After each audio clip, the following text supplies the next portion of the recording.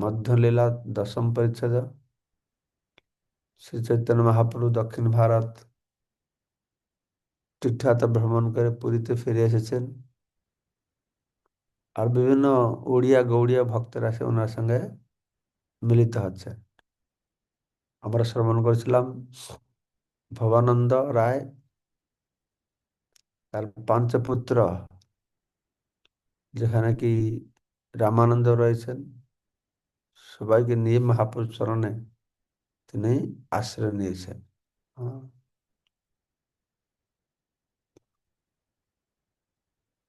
তো শ্লোকের আগের শ্লোকে বলা হয়েছিল, তো রায় কহে আমি শূদ্র বিষয়ী অধম। রায় মানে এখানে ভবানন্দ রায়। তবু তুমি স্পর্শ ঈশ্বর লক্ষণ। আমি বিষয়ী, শূদ্র, অধপতিত, তা সত্ত্বেও আপনি আমাকে স্পর্শ করছেন। তো এটা হচ্ছে আপনি ভগবান। হ্যাঁ, আপনি সবাইকে সমানভাবে দেখেন। তো গৃহ বৃত্তভৃত্য পাঞ্চপুত্র সনে আত্মা সমর্পিল আমি তোমার চরণে। তো ভগবানন্দ রায় বলছেন, আমার গৃহ, ধন সম্পদ, বৃত্ত, পাঁচ পুত্র সহ আমি নিজে আপনার চরণ কমলে নিজেকে সমর্পণ করলাম। এইটি হচ্ছে শরণাগত। যেরকম ভক্ত ঠাকুর বলছেন, মানস দেহ গেহ যো কিছু মর, অর্পিলু তুয়া পদে নন্দ কিশোর। কেউ যখন ভগবানের শ্রীপাদ পদ্মে শরণ গ্রহণ করেন, তখন তার যা আছে সেই সব কিছু দিয়ে তার গৃহ, তার দেহ, তার মন সবকিছু তার চরণে নিবেদন করে তার শরণ গ্রহণ করেন।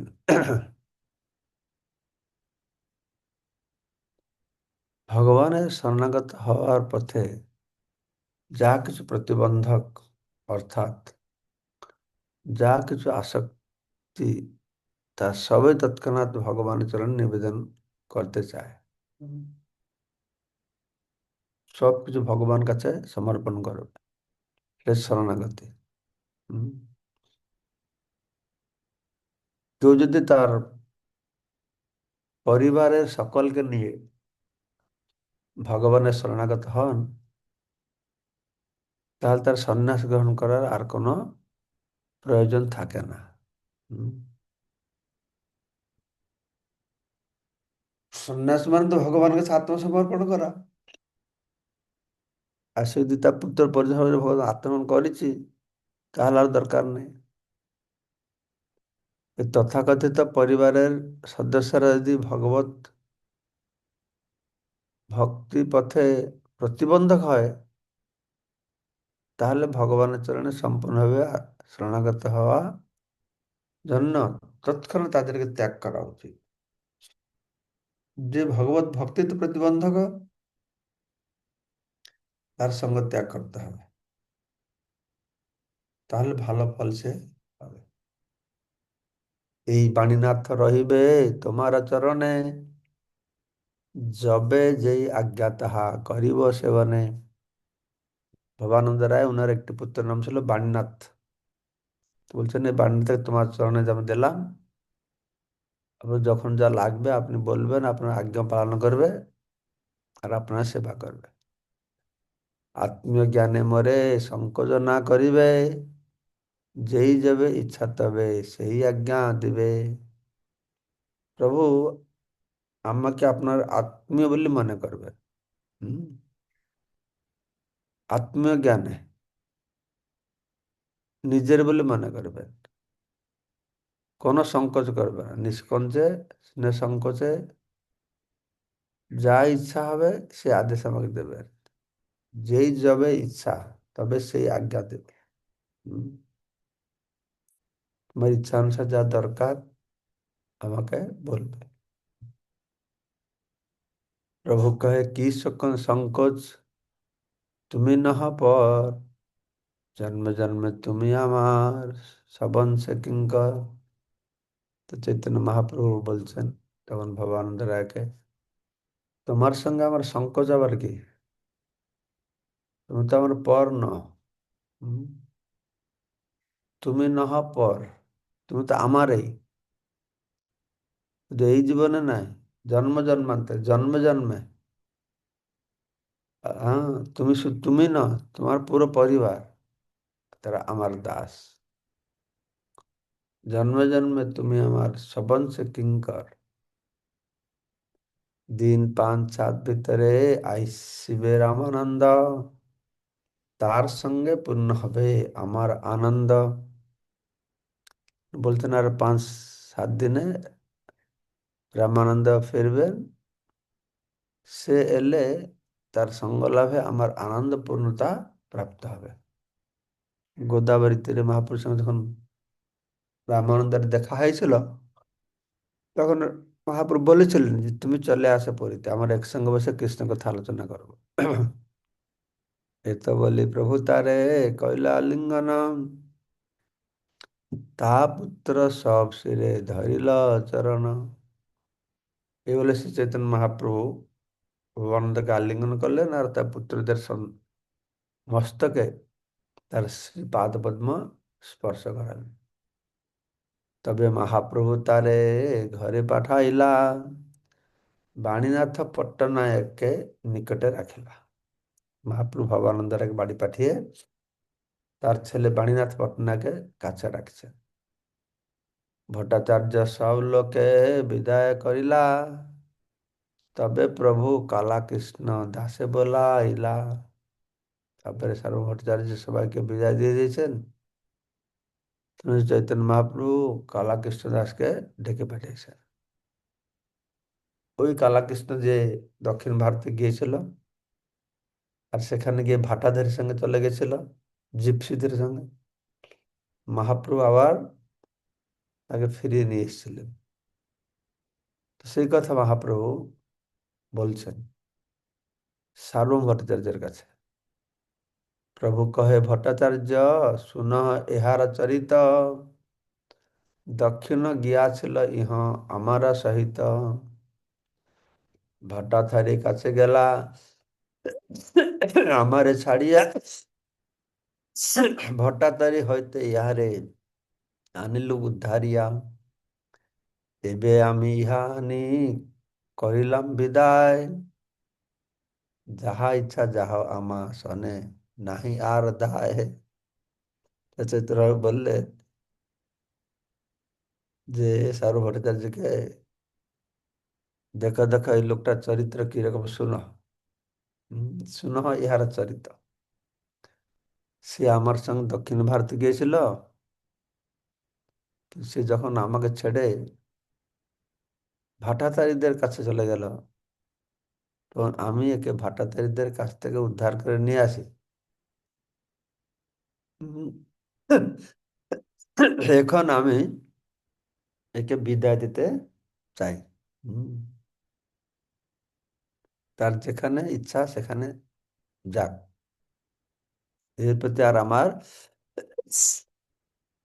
কোন দায়িত্ব নাই। মহাপুরুষ সঙ্গে নিয়ে গেছিলেন, তো মহাপুরুষ ছেলে ভাটাচারীদের সঙ্গে চলে গেল। তো মহাপুরুষ আমাকে তো বুঝিয়ে নিয়ে এসেছি, তোমরা পাঠিয়েছিল, তোমাদের হাতে দিচ্ছি, যা ইচ্ছে তা করুক। কালাকৃষ্ণ দাসকে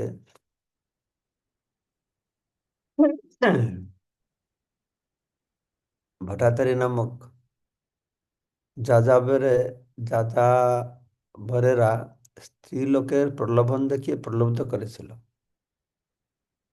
মায়া এতে প্রবল যে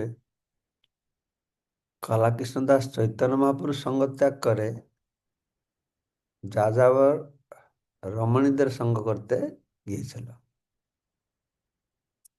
তো প্রশ্ন করে না যে আমরা সবাই ভগবত ধামে ছিলাম আনন্দে, তাহলে ছেড়ে কেন এখানে আসলাম? এটা যে দৃষ্টান্ত মহাপুরুষ সঙ্গে আছে। হ্যাঁ, সারা জগৎ বড় বড় যারা পণ্ডিত রাজা শুরু করে সবাই মহাপুরুষ সঙ্গে সান্নিধ্য চাইছে, যে মহাপুরুষ সঙ্গে থেকে ভট্টাচার্যের কাছে চলে গেল।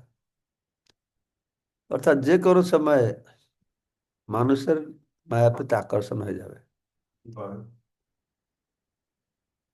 হুম।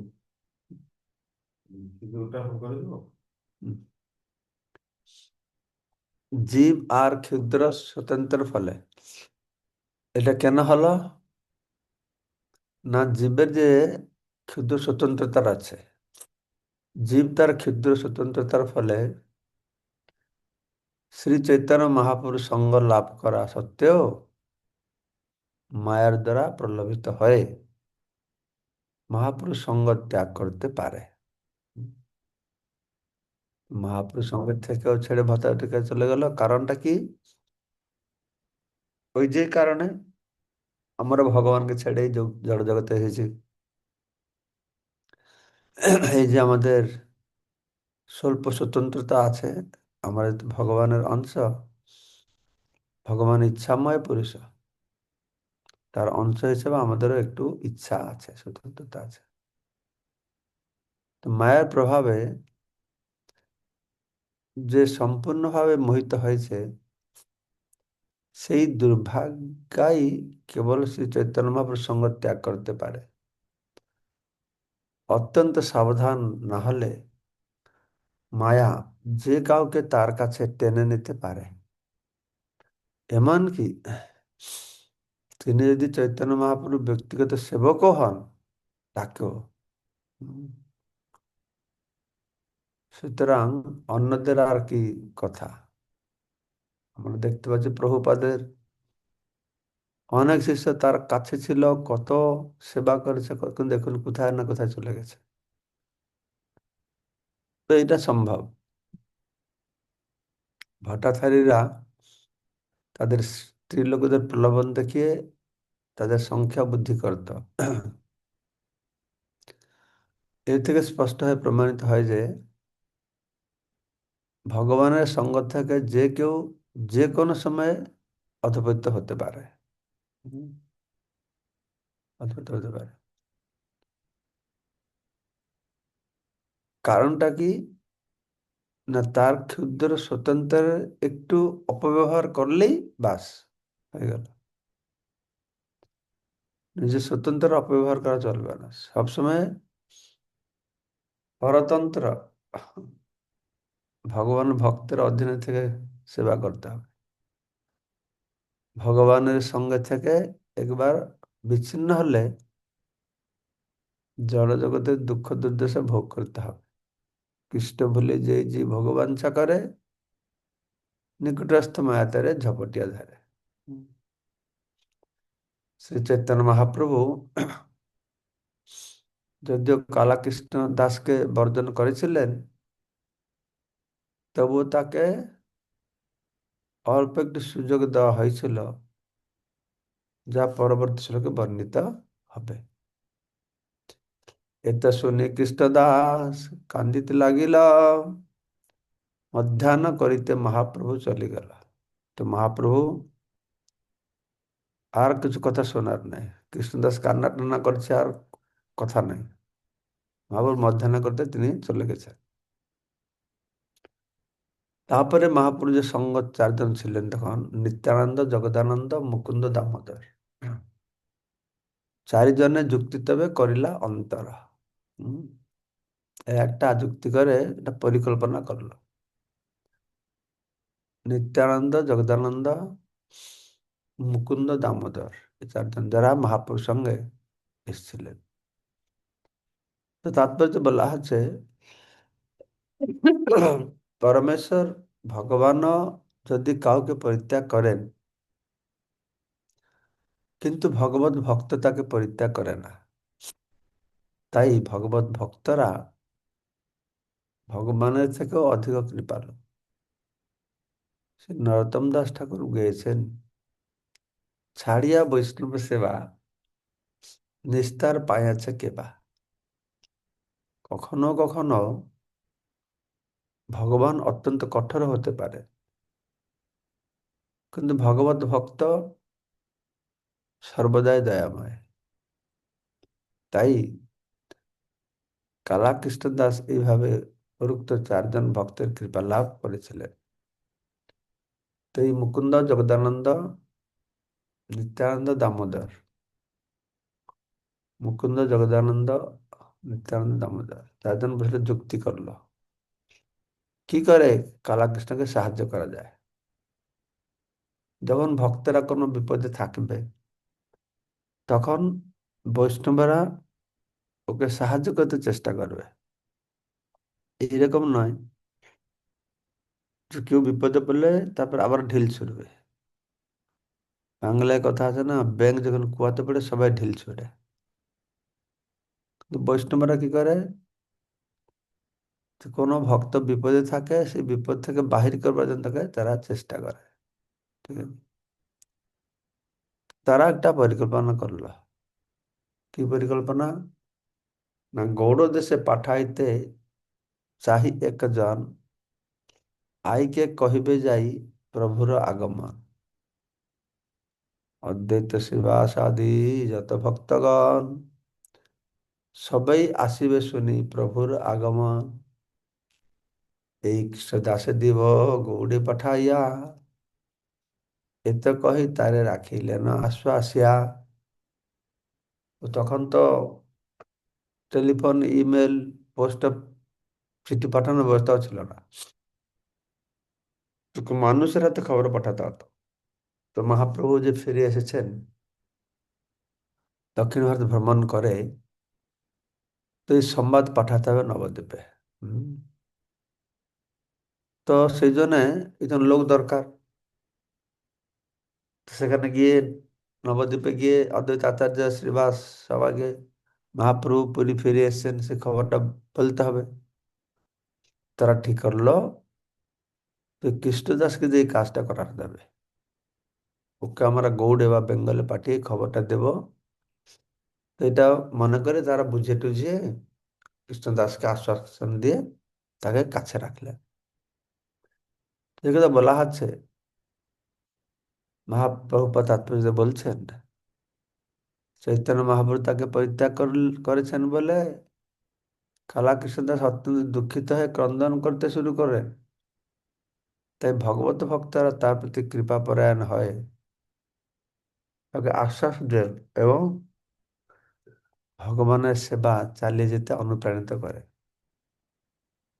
আর দিন প্রভু স্থানে কইল নিবেদন, আজ্ঞা দেহ গৌড় দেশে পাঠাই একজন। তোমার দক্ষিণ গমন শুনি সচিয়াই, অদ্বৈত ভক্ত সব আছে দুঃখ পাই। একজন যাই কহুক শুভ সমাচার, প্রভু কহে সেই কর যে ইচ্ছা তোমার। তো এই চারজন, মুকুন্দ জগদানন্দ দামোদর নিত্যানন্দ, এই যুক্তি করে মহাপুরুষের সঙ্গে দেখা করলো। তো চৈতন্য মহাপ্রভু তার পরের দিন, আর দিনে মানে আরেক দিন, হুম, প্রভু স্থানে গিয়ে সবাই মিলিত হয়েছে চৈতন্য মহাপ্রভুর সঙ্গে। আর বলছেন, যদি তুমি আদেশ দাও, হ্যাঁ, তাহলে আমরা গৌড় দেশে একজন লোককে পাঠাবো। তোমার দক্ষিণে যাওয়ার সংবাদ পেয়ে সচিমাতা অদ্বৈতাচার্য খুব দুঃখ পেয়েছে। সচিমাতা চাইছিলেন পুরীর জায়গায় থাকবে, তো ভালো মন্দ সংবাদ পাবে একটু। তো ছেড়ে চলে গেছেন দক্ষিণ ভারতে, এসব দুঃখ পাচ্ছে। চারজন বলছে ঠিক আছে, আমরা হ্যাঁ একজন কাউকে পাঠাতে চাইছি, যে ব্যক্তি গিয়ে আপনাদের, আপনি যে ফিরে এসেছেন এই শুভ শুভ সংবাদ সচিমাতা নবদ্বীপবাসীদেরকে দেখ। তখন মহাপ্রভু বলছেন, সেই করো যে ইচ্ছা তোমার, তোমার যা ইচ্ছা বা ভালো লাগে তুমি সেটাই করো। তবে সেই কৃষ্ণদাসে গৌড়ে পাঠাইল, সেবক সেবাতে বৈষ্ণব সবাকে দিতে মহাপ্রসাদ দিল। এবং তারা উনি কালাকৃষ্ণ দাসকে বঙ্গে পাঠিয়েছেন আর তার হাতে কিছু জগন্নাথ মহাপ্রসাদ পাঠিয়েছেন ভক্তদেরকে দেওয়ার জন্য। अबे गौड़ देशे आइला काला कृष्ण दास नवद्वीपे गेलते हाँ सची आईर पास महाप्रसाद दिया तारे कहिल नमस्कार दक्षिण হইতে আইলা প্রভু কহে সমাচার তখন গৌড় দেশ অর্থাৎ বেঙ্গলের নবদ্বীপে কালাকৃষ্ণ দাস গিয়ে সচিব মার কাছে পৌঁছেছেন জগন্নাথের মহাপ্রসাদ দিয়ে তাকে প্রণাম করেছেন এবং দক্ষিণ ভারত থেকে যে মহাপ্রভু ফিরে এসেছেন সে সংবাদ তাকে দিয়েছেন শুনিয়া আনন্দিত হইল সচী মাতার মন শ্রীবাস আদি আর যত যত ভক্তগণ শুনিয়া সবার হইল পরম উল্লাস অদ্বৈত আচার্য গৃহে গেলা কৃষ্ণ দাস আচার্যের প্রসাদ দিয়া কই নমস্কার সম্যক কহিল মহাপ্রভুর সমাচার শুনি আচার্য গোসাইর আনন্দ হইল প্রেমাবাসে হুঙ্কার বহু নৃত্য গীত করিল তো এই সংবাদ শুনে কলাকৃষ্ণ দাস কাছ থেকে সচিমা খুব খুশি হয়েছেন হ্যাঁ মায়াপুরে শ্রীবাস ঠাকুর ইত্যাদি ভক্তরা সবাই খুব খুশি হয়েছে যে চৈতন্য মহাপ্রভু আবার জগন্নাথপুরীতে ফিরে এসেছেন পরম উল্লাস হলো তারপরে কালাকৃষ্ণ দাস শান্তিপুরে অদ্বৈত আচার্যের বাড়িতে গিয়েছেন তো সেখানে গিয়ে তাকে জগন্নাথ প্রসাদের প্রণতি নিবেদন করেছেন এবং সম্যক কহিল মহাপ্রভুর সমাচার সেখানে গিয়ে মহাপ্রভুর বিষয়ে পুঙ্খানুপুঙ্খে সবকিছু বর্ণনা করেছেন তা সংবাদ পেয়ে অদ্বৈত আচার্য তারও আনন্দ হয়েছে আর অত আনন্দ হয়েছে প্রেমাবিষ্ট হয়ে হুঙ্কার করে নৃত্য গীত আরম্ভ করে দিয়েছেন হরিদাস ঠাকুরের হইল পরম আনন্দ বাসুদেব দত্ত গুপ্ত মুরারি সেন শিবা আনন্দ আচার্য রত্ন পণ্ডিত বক্রেশ্বর আচার্য নিধি আর পণ্ডিত গদাধর শ্রীরাম পণ্ডিতার পণ্ডিত দামোদর শ্রীমান পণ্ডিতার বিজয় শ্রীধর রাঘব পণ্ডিতার আচার্য নন্দন কতেক কহিব আর যত প্রভুর গণ শুনিয়া সবার হইল পরম উল্লাস সবে মিলি গেলা শ্রী অদ্বৈতের পাশ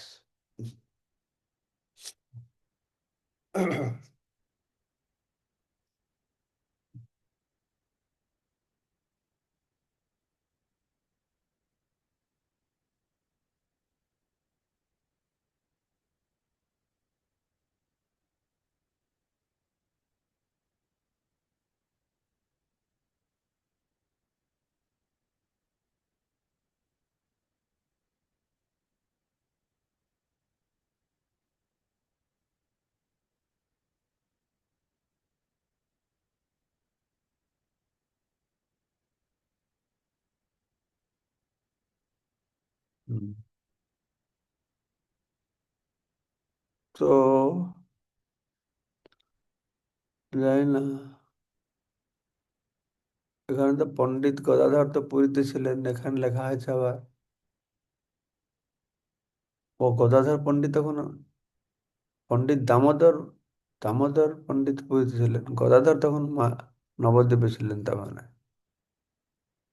পরে গিয়ে যোগদান করেছেন তো এরা সব খুব শুনে খুশি হয়েছে সংবাদ পেয়ে তো সবাই তারা মিলিত হয়ে অদ্বৈতাচার্যের বাড়িতে এসেছেন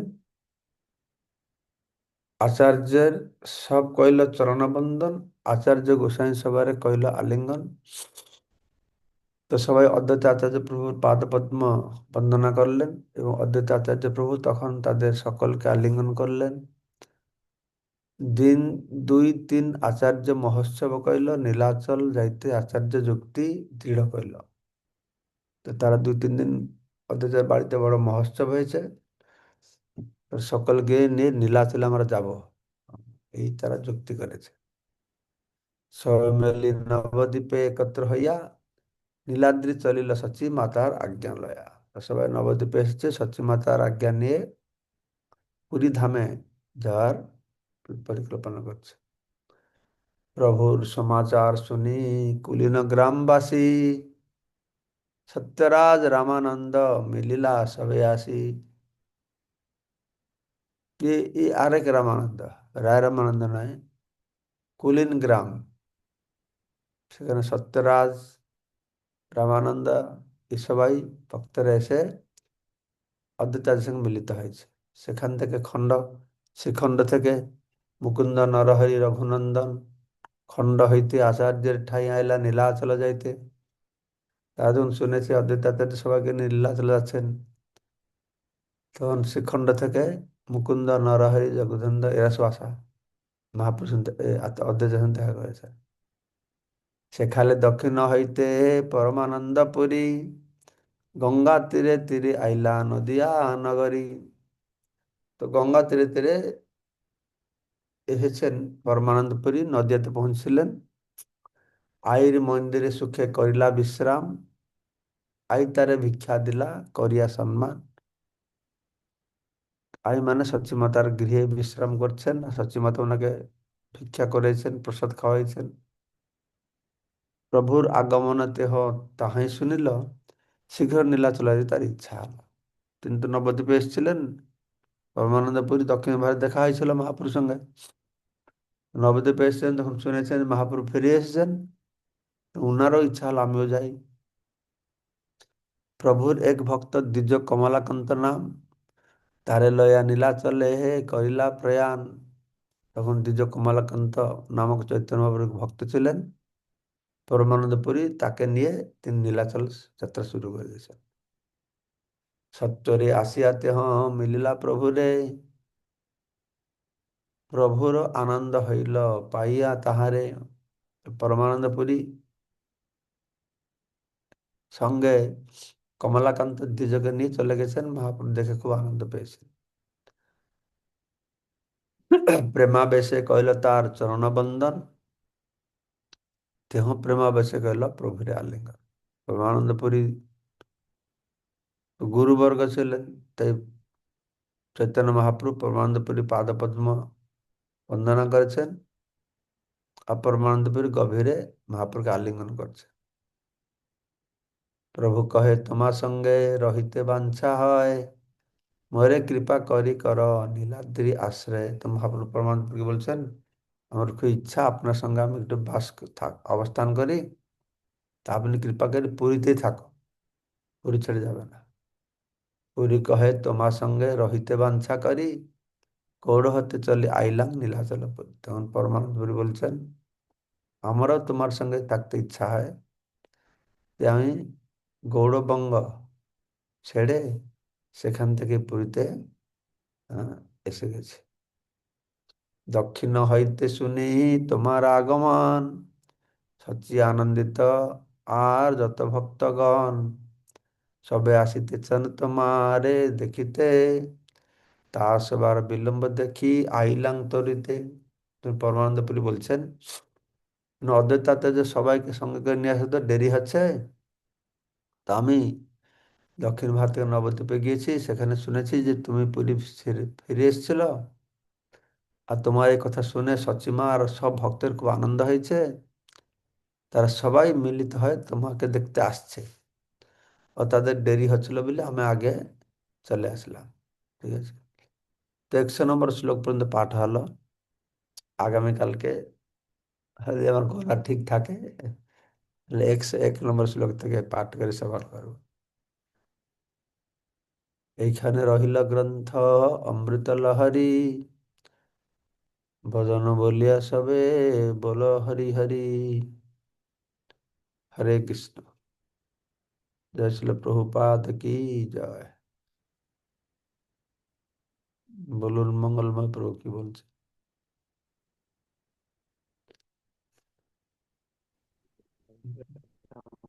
মহারাজ শ্রীচরণ দণ্ডবত প্রণাম।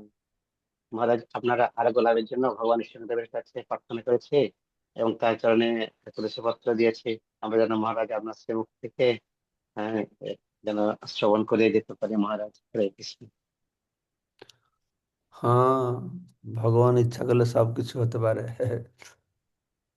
যদি আমার গলাটা ঠিক থাকে, আমারও অনেকদিন ধরে কোনো হরিকথা শোনা হচ্ছে না, ভালো লাগছে না। বিদ্যুৎ প্রভু কি বলছেন?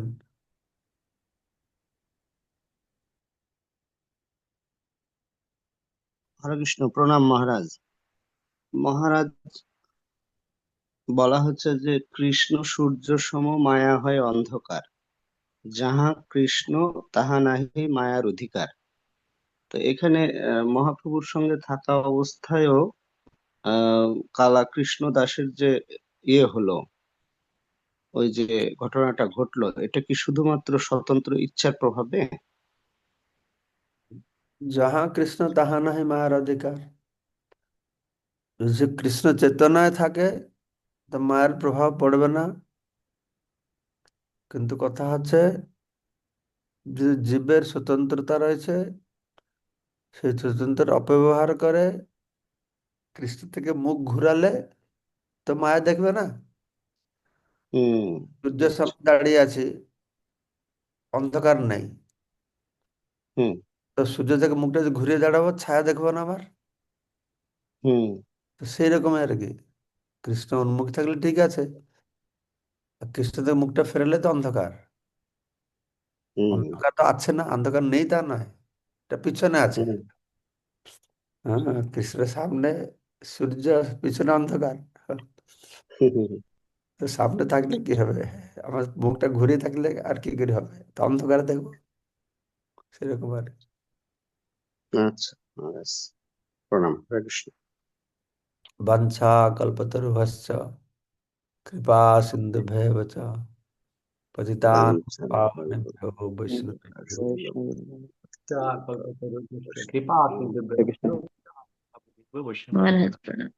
जय হরে কৃষ্ণ, প্রণাম। महाराज चरण पटुल